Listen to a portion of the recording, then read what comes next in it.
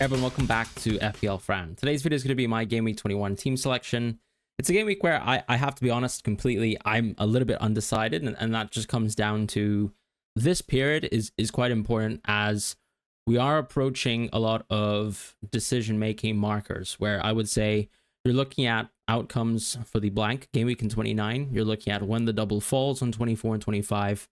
And if you want to make moves around this period, you have to be quite comfortable that those moves will still suit you later down the line. And I'm not talking just the next 3-4 game weeks, but really up until game week 29, I would say, because it's probably worth holding more free transfers over this period, valuing them a little bit higher than usual because of the impacts of doubles, blanks, and all this sort of stuff. Not to mention, I don't really know when I'm going to wildcard loosely. It could be something like wildcard 30, but I can also see myself delaying the wildcard till wildcard 35. So because of these kind of impacts, it's hard to say whether free transfers look as simple as they do compared to usual weeks earlier in the season. When we look at my team in Game Week 20, just quickly reviewing off of that, I'm right now at 68,000 in the world.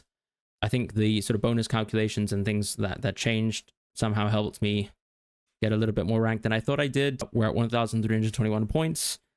And this is a good spot, to be honest. But before embarking on that second half of the season, where I would say someone who is a little bit more engaged with the fixture landscape is probably going to win out versus people who don't plan as hard, it's a nice spot to be in. And if you look at historically any sort of Ben Crellin markers, absolute legendary manager, looking at where his average median rank is at this stage of the season gives you a bit of perspective in terms of how much rank can still be gained towards the end.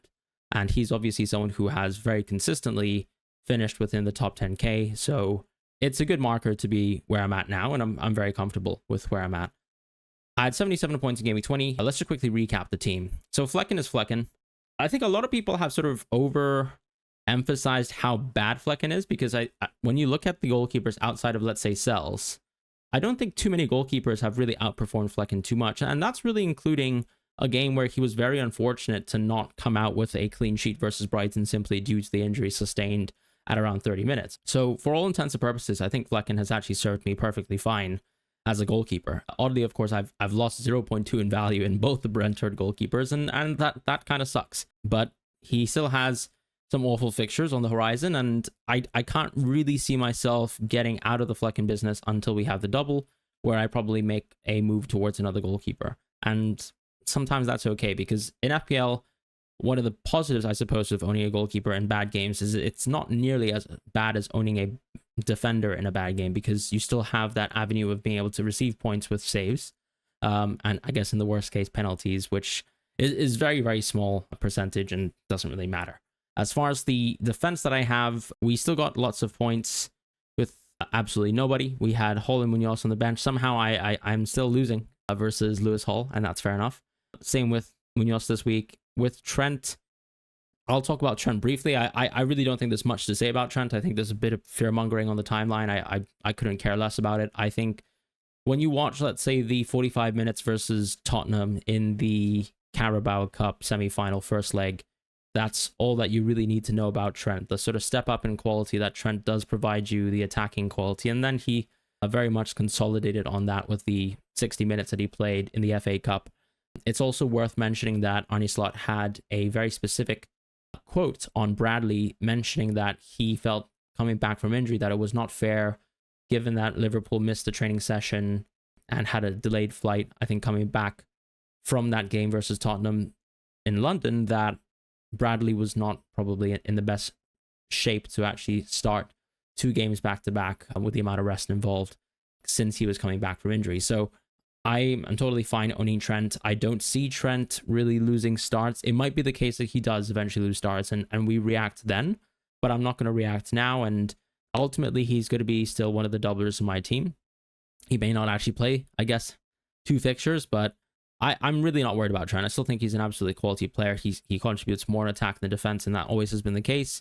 And it's not always something that's very often that level of performance versus United. And I think the manager has intonated as much as well, so I'm not really worried. Castagna did actually score in one of his cup matches. Not that it really matters, because Sessegnon was actually playing on the left back position, and so the dynamics, I suppose, of where Castagna was playing positionally was a bit different. If you watched the game versus Ipswich in the first half, Castagna was quite attacking, involved in a sort of triangle on the right hand side, but then after the substitutions, moving Fulham out of a back five effectively, he did sort of play a right center back type of position, and it's more of a sort of right back, but someone who tucks in really on defense and plays as a right center back, allowing Robinson to bomb forwards when they kind of moved into a back four. So that wasn't really pretty, but at the end of the day, I've always said that I don't really mind owning Castagna for the price that he's at. And I still think he's been playing well, but the issue, of course, is Tete. If he comes back, then he's obviously going to challenge Castagna for minutes, and that's going to be an issue. For now, it doesn't seem like Tete is close to coming back. I haven't heard any news about that from any sort of Fulham journalists, and so we just continue to own Castagna, particularly for a Leicester away game in the distance. As far as Gabriel, what's interesting here is the Arsenal numbers have just consistently been really, really good. I made the suggestion that maybe we could be selling more Arsenal defenders in the near future, and I still think that that's very much plausible, even though the conventional wisdom is that Arteta, with lack of attackers, is going to become more defensive, and we've kind of seen that borne out in some games. But then you also look at a game like Brighton, and you can see that still this Arsenal team is very much capable, I suppose, of conceding consistent chances versus teams, and there's going to be highs, there's going to be lows, and so in the context where we have really good defenders like a Hall, a Munoz, potentially a Liverpool player just because of the double impact, you might not need to own Gabriel, especially since Kirkes, once the fixtures get better for Bournemouth, is really good. You know that there's potentially also some cheaper assets in this Bournemouth team as well that we can look into, like, for example, Howson or the right back in the team right now. As far as, let's say, the midfield, just quickly moving on to that, I mean, Rodgers is an interesting case because Liverpool actually losing the first leg to Spurs in the Carabao Cup actually makes Rodgers a little bit of an easier own, because if there's ever a chance that Tottenham actually do beat Liverpool, then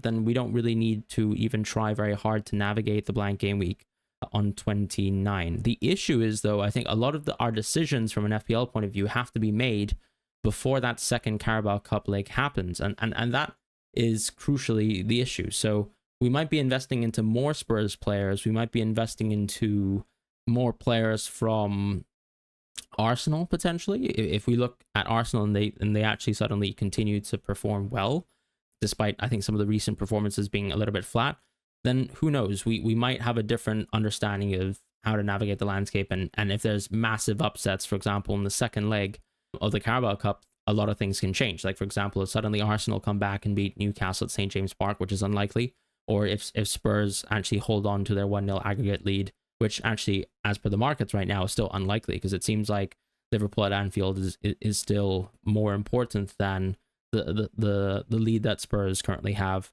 playing at their own stadium. So that is quite significant. And I think one of the issues right now in this period is you need to be thinking about how important these free transfers are in terms of the decision-making flexibility, because at the end of the day, those blank game weeks are going to be binary. It's not the case that you can really be planning and saying, that's all right if I invest into multiple different teams because I can just sell the players later down the line, because you only have a finite amount of transfers. And it's kind of hard to navigate towards there. So right now, our expectation is Newcastle progress and probably Liverpool progress, but with a less percentage. So I wouldn't necessarily spend too many more transfers into Liverpool players unless it's the goalkeeper, because the goalkeeper, you're always secured from the blank if you actually have two goalkeepers anyways within the game. As far as, let's say, investing more into Newcastle and Palace, that creates an issue where that forces you maybe to free hit 29 against your will. It might actually be the correct play, because it's very much a similar situation to last season, where you can use it on a blank, you can potentially use it on a double, or you could use it on another blank as well later down the line, or around 33, that sort of territory. So it's an interesting dilemma. So Rodgers is quite an easy own for now. I would say that with Rodgers, he just looks fantastic. Ahmad looks great. I would also say that all the Bournemouth midfielders look quite interesting, because without a true centre forward, and with my expectation that even though Jebinson has been called, that Bournemouth aren't really going to rely on him for consistent minutes, that between Dango, Semenyo, and Kluivert, it seems like the FA Cup was a bit of a dress rehearsal, and we saw Dango at the 9, and then we saw Jebinson at the 9, and we saw Semenyo replace Max Aarons on the right wing, so he might stay in that position, and Kluivert was playing pretty much that sort of 10 position, so his minutes could increase because of the lack of attackers that they have at their disposal, and who knows, they still might go into the market for someone else, and that can be a positive for a lot of other things. But that actually, to me, says we can use the next few weeks to just continue watching Bournemouth. We can see whether they invest into the market, and actually within the midfield position, maybe long term, if let's say later down the line, I see Liverpool do well within maybe the game in the second leg of the Carabao Cup, and they actually consolidate or reverse basically that Spurs lead, and they win themselves this tie, then I might just move out of Rodgers simply towards another Bournemouth midfielder, and I think that's totally fine. But we can make that decision a little bit later because the Bournemouth fixtures in the interim are really poor. Rodgers to Ahmad is interesting, however, because it's one of those windows where you know Ahmad won't blank, and you also know that this is a really good fixture and an onboarding point for Amad Diallo. Salah, Palmer, nothing really to talk about. And Mbeumo, this is an interesting one where, I mean, arguably when I look at my team now, I think a lot of people are just going to say that the odd one out within the midfield is going to be Odegaard, and I can understand that sort of sentiment, but we actually saw Odegaard on penalties in the FA Cup, and yes, of course, he missed the penalty, which probably immediately led people to think that Havertz would be on penalties, and then Havertz actually missed his penalty in the penalty shootout, and Havertz actually also missed a penalty in the penalty shootout in the preseason. So there's a lot of interesting dynamics, but I actually think right now Odegaard is probably the clear penalty taker of the team, with Declan Rice probably being the only player who could actually usurp him for them.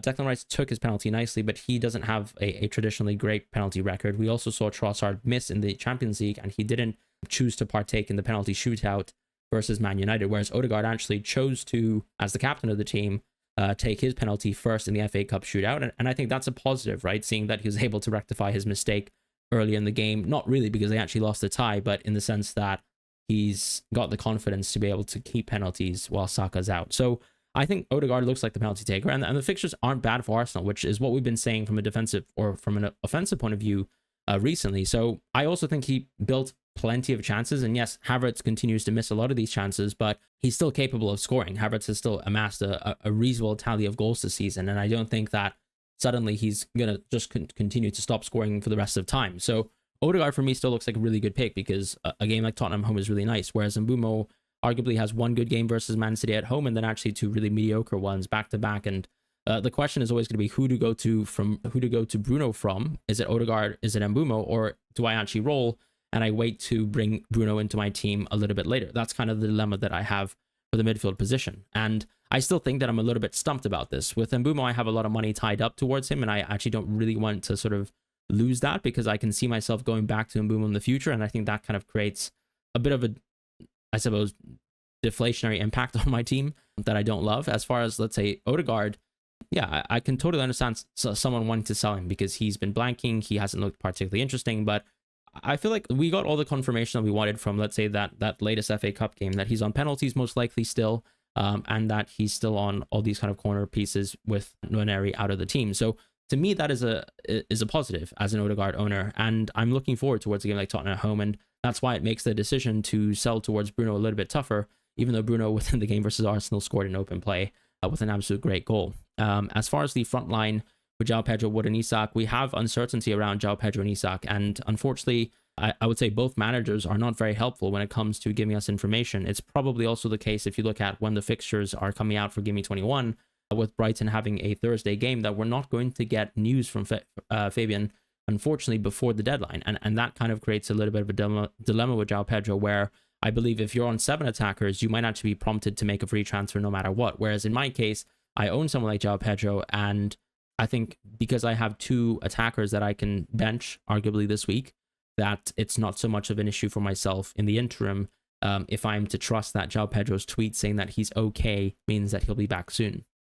As far as Isak, we probably won't get significant updates from How. I'd be shocked if we do. And even if we do get updates, it's hard to say whether they're actually true or false. And I'm going to expect that Isak is going to be totally fine, that he was just simply rested for the FA Cup match. As far as Chris Wood, reluctantly, he doesn't have a great game this game week, but he actually seems like a pretty good hold in the landscape where we're actually struggling for a lot of good forwards. And there's the likes of Mateta, there's the likes of Raul as well, maybe even Welbeck if João Pedro's out for a short amount of time, but we're pretty thin on options. You might even be looking at, let's say, a Vardy, and hopefully not Danny Ings, who looked pretty poor, unfortunately, versus Aston Villa in his game. So that's kind of my evaluation of my team. I still think I'm in a very good spot because I have such a strong defense where it always seems plausible right now going forwards, where I can play 4 defenders at any game week. And I think that's fine because that's the beauty of having good rotation. And when we see injuries being suffered by players left, right, and center, it's not a problem to have a little bit too strong of a team on the bench. And points on the bench are points on the bench, but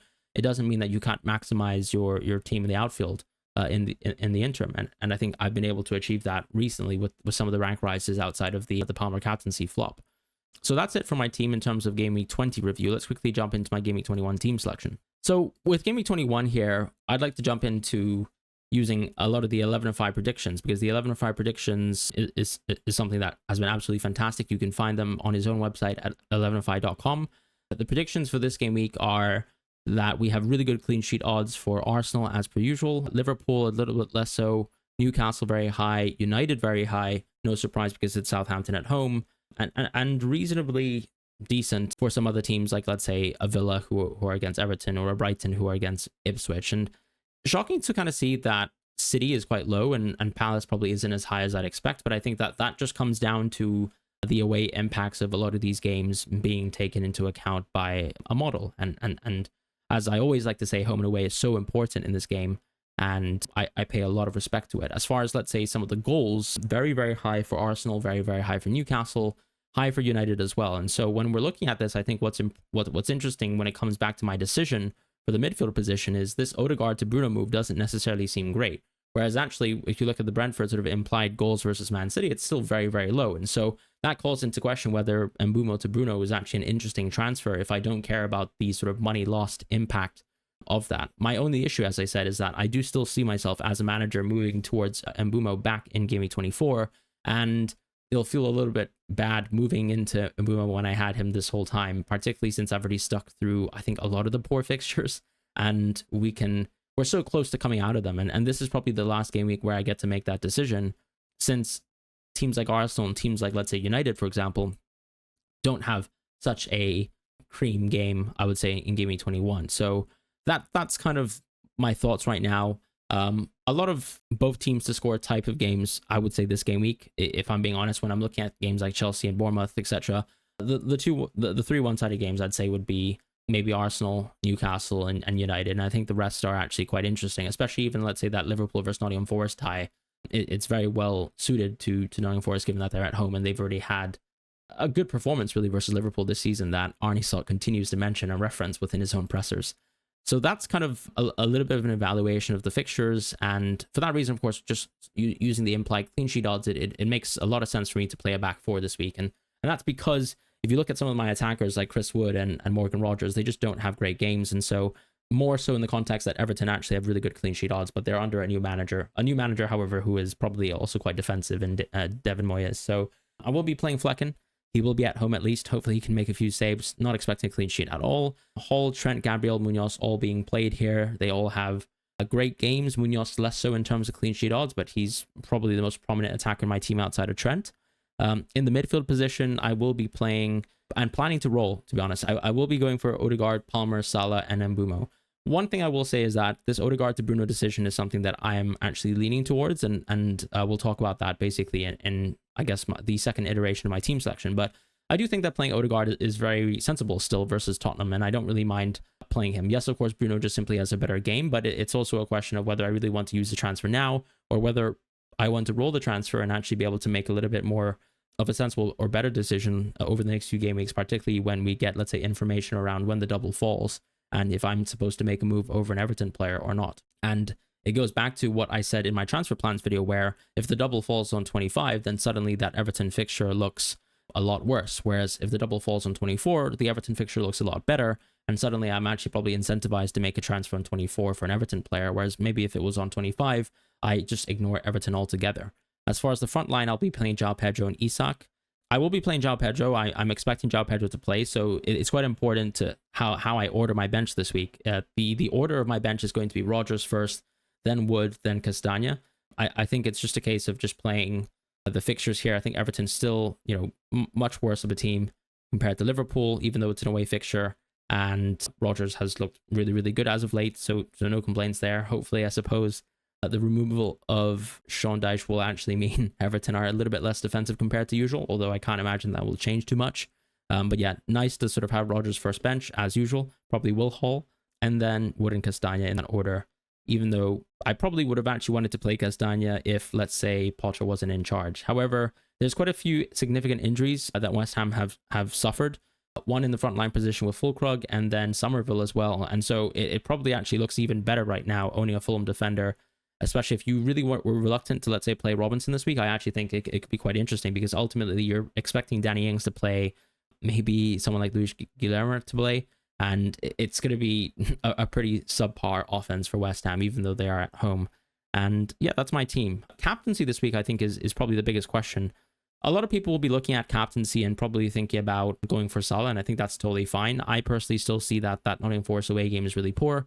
When I look at goal scoring odds as well, and this is a good time to probably shift towards some of the market odds right now for the attackers for this game week here in Gameweek21, we can actually see that the projected goal scoring odds aren't very good for players like Salah this week, and noticeably it is a little bit of a drop compared to usual. So this is a game week where I would like to take my chances, and I don't really mind playing a different captain over Salah. So Salah might not even be my vice captain, and you know what? If I'm going to have to suck it up versus another amazing Salah away game haul after he got rested in the FA Cup, then fair enough. What I do like this week is playing a home fixture here with probably Cole Palmer. It's a close call in the sense that Palmer's, yes, an inferior player to Salah, but that doesn't mean that the fixture gap doesn't bridge that. I think that the fixture gap actually does bridge it, and so I quite like the idea of going for a Cole Palmer captaincy this week. And that simply comes down to him actually getting rest as well, me having quite a lot of confidence in Nottingham Forest as a team, and then just Palmer simply being a very top tier pick as well. The other pick is probably going to be Isak, where you're looking at this game and he simply has the best game outside of the conventional sort of leading captaincy options over the last few weeks. And so Isak has that in hand. Obviously the highest expected goals in terms of market projections. Bruno is probably the most interesting fantasy pick that we can actually discuss, who I think has not really been considered as a captaincy shot for this week, but definitely can be. Bruno just simply has the best fixture out of all these sort of players. And if I do move into Bruno, then I actually would be incentivized to captain Bruno. So it kind of comes down to, if I want more risk, if I want a little bit more value from that captaincy in terms of the effective ownership gain against the field, then I think Bruno as a transfer makes a lot of sense for me from that perspective. So I quite like Bruno from that point of view. Right now, I think I'm probably going to be captaining Palmer because I have a little bit of uncertainty over whether Isak is fit. And I think that this is, once again, another good time. And of course, it has worked previously poorly for me going against Salah as a captain, but I don't mind doing it, and we'll do it again. Palmer captain, Isak vice, and yeah, Salah out of the equation for this game week. But still, as I said at the start of this captaincy segment, if you want to go for Salah as a captain because he's the best player, go for it, because he is. As far as my decision, I'm just going to simply take my chances when I can versus Salah, and if it goes poorly again, then it goes poorly again. But here I am back with a green arrow, and I'm happy to do it and see if it can go well or in my favor for this game week. As I said, if I go for a transfer this week and I use a transfer, I think my transfer will be Odegaard to Bruno. So team selection version number 2 is going to have Odegaard to Bruno as a transfer made, and I probably will be Bruno capping and Palmer vice captaining, just because Palmer did get that rest in the FA Cup, and I quite value that. Whereas Isak also got a rest in the FA Cup, but I'm a little bit more uncertain about his health and fitness and all that kind of stuff. But those are my thoughts right now in terms of my Gameweek21 team selection. I totally think that it's still a little bit up in the air whether I make that transfer from Odegaard to Bruno. It just comes down to whether I think I can get away with that transfer. One of the net positives overall with Bruno is that he doesn't blank in Gameweek29. And so you know that if you make a transfer towards Bruno anytime now, unless he gets injured, he's just going to be a very strong and robust transfer. On top of that too, I can still see myself moving towards Bruno even if I don't make the transfer this week. And so that's one of the questions that I need to be considering for myself, whether Bruno is just important and probably better than Odegaard anyways, and I just own the superior asset from now, considering the fixture run. A couple of weeks ago, when we had games like Ipswich at home, I think that was a little bit of a different equation because Bruno just simply had worse fixtures. Odegaard had a pretty lively game in the FA Cup. He was at home, but Bruno was obviously arguably versus the worst possible matchup in the FA Cup and still produced a goal in that fixture. So yeah, Bruno's a very, very interesting pick. I am quite incentivized to make this transfer, particularly if, let's say, there's any sort of price, direction, and movements in Bruno's favor. And let's say Odegaard drops to 8.3, which won't really affect me because I already got Odegaard 8.3 and he's now 8.4, then yeah, maybe I'll actually consider making that move because it's still going to be a net positive transfer in terms of the value this game week. And then second of all, a net positive transfer in terms of, I think, future price movements going forwards for both players. So that's kind of my thoughts in terms of my team section. I hope you guys have a wonderful week ahead. Take care and goodbye, and I'll see you guys soon.